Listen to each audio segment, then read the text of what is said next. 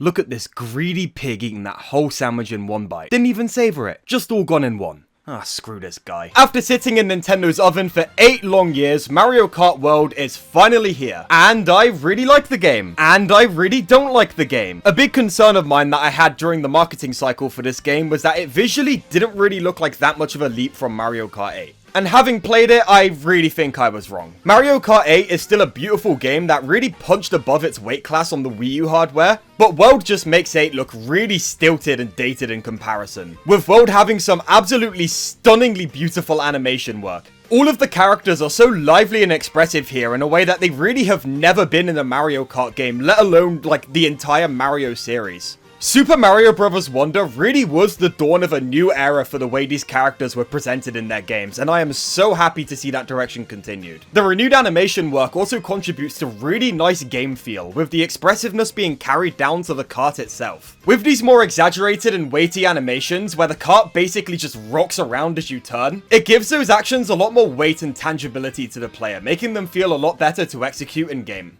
What all of this contributes to is the fact that the driving feels really good. And the fantastic presentation of the game is enhanced even further by having what I think is one of the best soundtracks in any video game. Once again, the soundtrack of a Mario Kart game is being recorded by a big live band, and just like with 8, it sounds incredible. But World goes above and beyond in comparison to 8, including a giant treasure trove of beautiful re-recorded Mario music from across the series' history. There's everything from stuff in the mainline 3D games to really niche pulls like the Mario drawing song. This pool of re-recorded legacy music is great and adds a lot of life to the open world and intermission sections. Oh yeah, this game's open world, isn't it? After Nintendo basically perfected the classic Mario Kart formula with Mario Kart 8 Deluxe, it was abundantly clear to all of the players and the game developers themselves that trying to out Mario Kart 8 would be a losing game. Especially after the Booster Course Pass released, this is a classic Mario Kart game with 96 tracks, and almost every character a legacy Mario Kart fan would want to see in one of these games. How do you even begin to try and outdo that? The expectations would be absolutely astronomical. The simple answer is that you don't. The correct move would be to do something completely different to set this new game apart from the old one.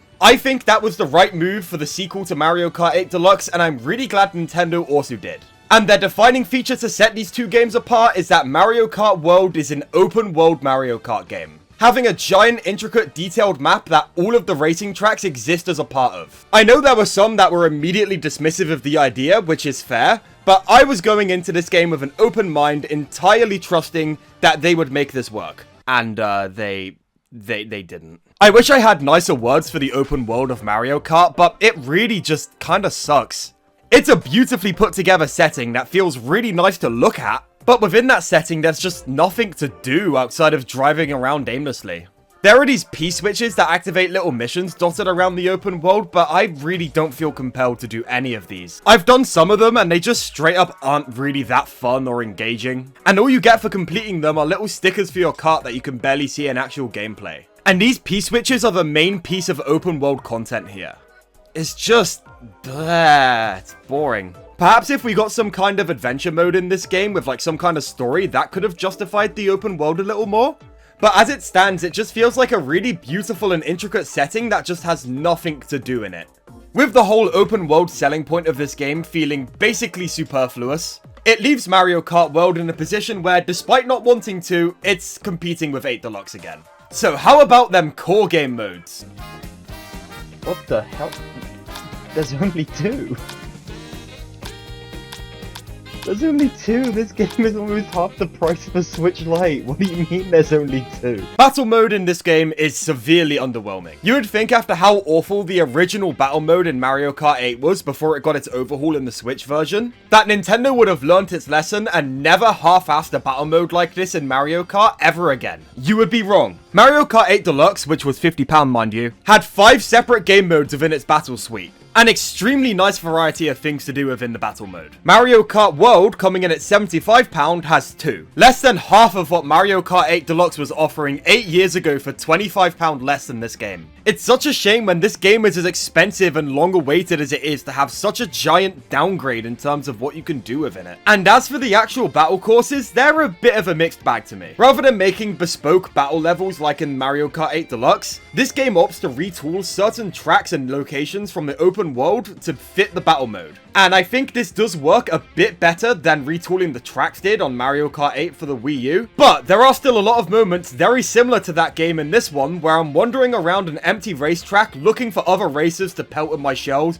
bored out of my mind. I don't necessarily think it's as bad as it was in original Mario Kart 8, but the problem definitely still is there to an extent. And this, combined with having less than half of the battle modes we had in 8 Deluxe, makes battle mode in Mario Kart World feel like a complete afterthought. However, what doesn't feel like so much of an afterthought is Mario Kart World's brand new original game mode, Knockout Tour. And what I'm about to say might be a hot take, but even if this game had a really incredible battle mode, Knockout Tour would still be a far more compelling secondary game mode than battle mode could ever dream of being. It is such a fun alternate take on the classic Mario Kart racing formula, and I really love it. It should be a staple mode from here. I want to see it in everything going forward. It slaps.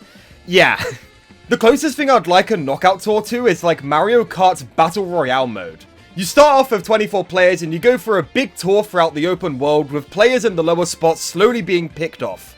For example, the first lap sees everyone below 20th place eliminated, then below 16th and so on. It's a really fun, aggressive, intense alternate take on Mario Kart racing, and I really enjoy it. It's even better online with other players as well, with the later phases of these races getting extremely competitive as more of the players get eliminated. This mode is basically the only case where I can unabashedly say that having an open world improved Mario Kart in some way. It slaps.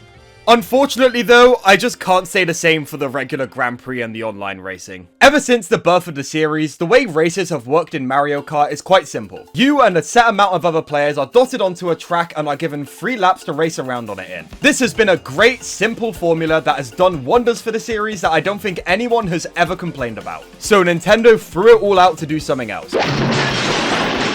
On paper, Grand Prix is similar to how it was in the old games, where you select a cup full of 4 tracks and then race through them. The difference now is that when you select a Grand Prix with, let's say for example, Toad's Factory in it, that doesn't necessarily mean you're going to be doing a traditional 3-lap run of Toad's Factory. As how Grand Prix is laid out now is that part of the race is driving to the different tracks. So what would have been a 3-lap drive along Toad's Factory in the old games is now 2 laps of driving to Toad's Factory, with 1 lap spent actually on the track itself. This is an interesting switch up, and I do appreciate Nintendo for trying to do something new. And when this game was still properly in its honeymoon phase, this was kind of amusing. But as I've spent more and more time with the game and gotten more accustomed to everything, this feels like an absolutely pointless reinvention of the wheel, and it adds very little to the actual game for me. The intermission tracks, the in-betweens between the actual courses themselves. This has been the biggest point of contention in Mario Kart World discourse, and even as someone who doesn't mind them, Nintendo really needs to give this new format another look, because I think the cracks are starting to show up fast. These in-between sections, at best, are kind of just like whatever design-wise, and at worst, are extremely boring and cheesable. A lot of these are literal straight lines, and a sizable majority of these may as well be straight lines with a couple curves here and there.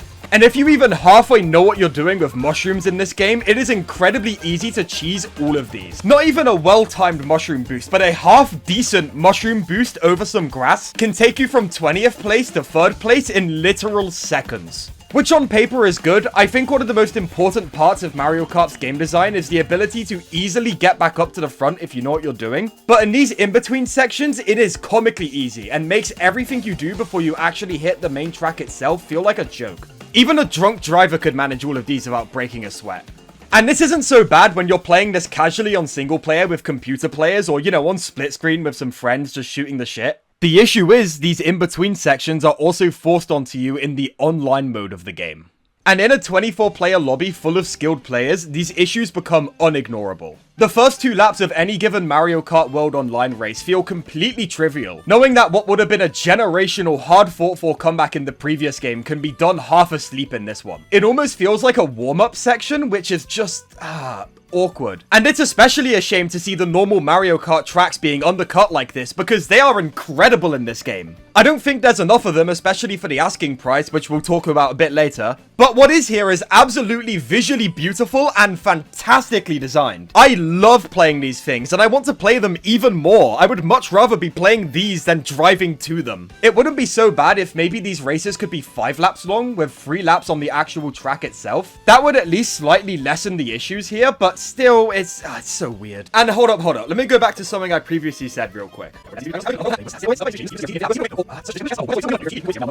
And in a 24-player lobby full of skilled players, I lied.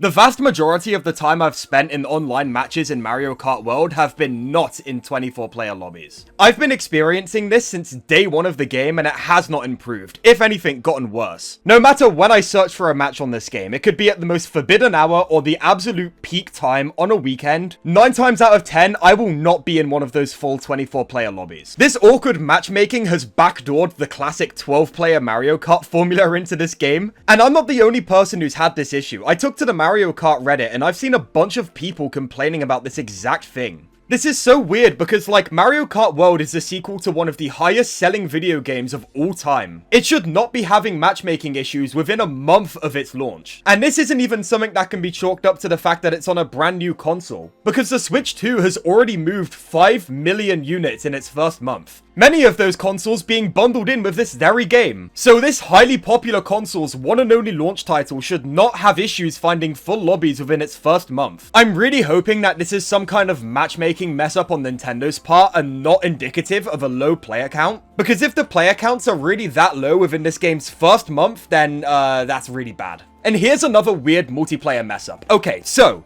Mario Kart World is the launch title for the Switch 2. It's the first impression that all of the Switch 2 players are gonna get. The Switch 2 being a console with a brand new feature called Game Share, designed to enhance the experience of multiplayer local play, allowing games to be played locally across multiple consoles with only one copy of the game. This feature was backported into a bunch of Switch 1 classic games such as Super Mario Odyssey and 3D World. And with the Switch 2's launch title being Mario Kart, Nintendo's premier multiplayer game, there really couldn't be a better way to give players a great first impression of this genuinely fantastic feature, and it's not in Mario Kart World. The Switch 2's big local multiplayer quality of life feature is not supported by its premier multiplayer game.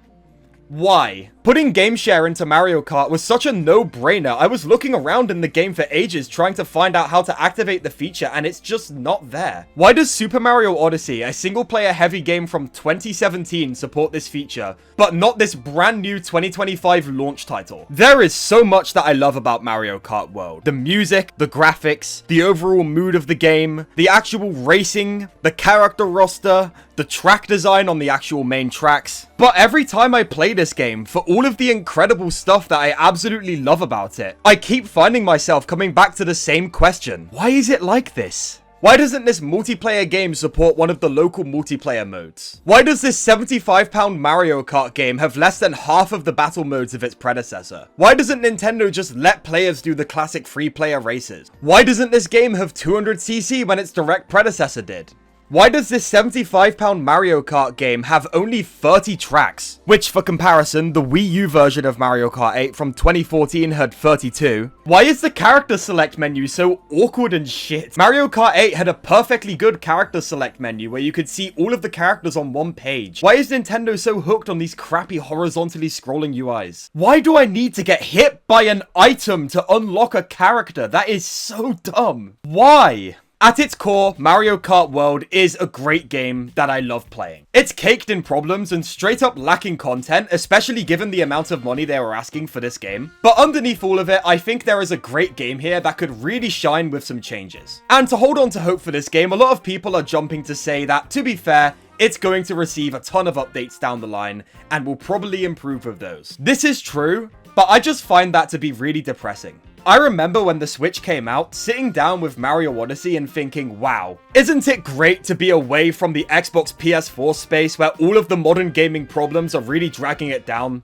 Where games are being shipped incomplete, relying on post-launch updates as a desperate crutch to fill out the content that really should have just been there on day one. And after that point, Nintendo has slowly also adopted all of those problems, apart from the microtransactions, with stuff such as Switch Sports, the Mario Sports games, and Animal Crossing New Horizons. Seeing this issue now hit even Nintendo's premier multiplayer series, Mario Kart, is really really sad to me. Sure, the game could improve with post-launch updates, and frankly, I really hope it does. I will be completely there for it if it does. But I would rather it just feel like a cohesive, complete product on day one, rather than sitting around with my fingers under my bum, waiting for some magic update to come and save the game who knows when. There is a lot that I really love about Mario Kart World. It is not an awful game by any means, but why did it turn out like this?